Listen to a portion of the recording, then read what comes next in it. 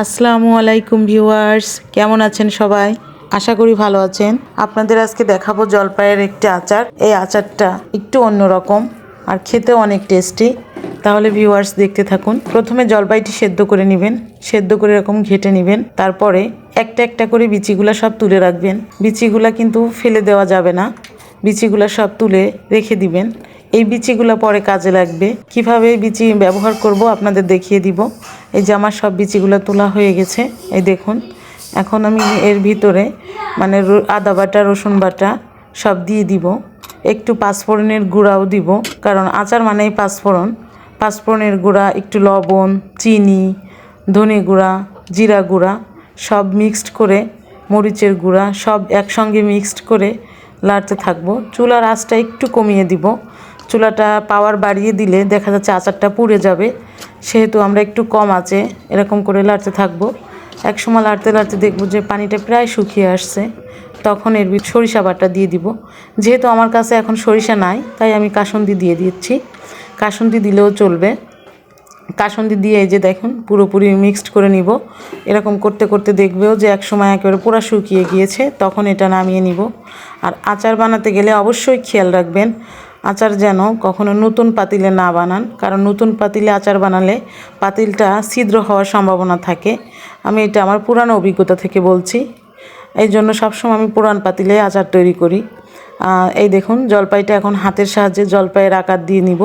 একটু হাতে তেল নিয়ে নিব, তেল মাখিয়ে তারপরে তৈরি করব। আর বিচিটা ভিতরে দিয়ে দিব। পুরো একেবারে সেম দেখতে জলপাইয়ের মতো লাগবে।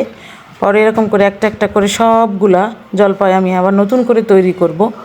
তৈরি করার পরেই দেখুন আমার জলপাইগুলো সব একে একে তৈরি হয়ে গিয়েছে।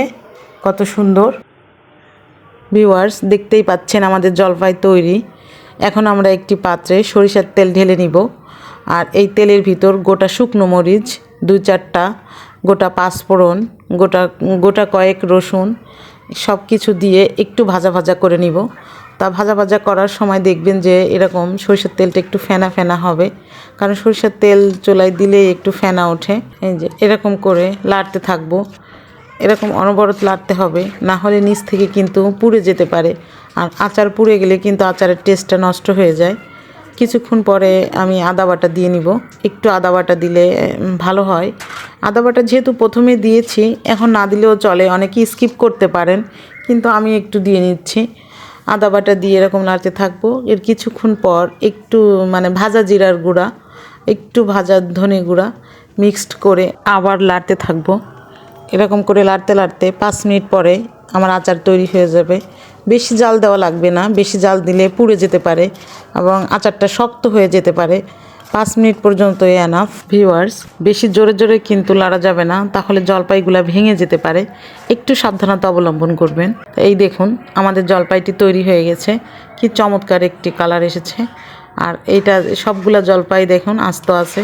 তো ভিউয়ার্স, আমাদের এই ভিডিওটি যদি ভালো লেগে থাকে অবশ্যই একটি লাইক দিবেন, আর সবাইকে দেখার সুযোগ করার জন্য একটু শেয়ার করে দিবেন। আমাদের ভিডিওটি দেখার জন্য আপনাদের সবাইকে ধন্যবাদ।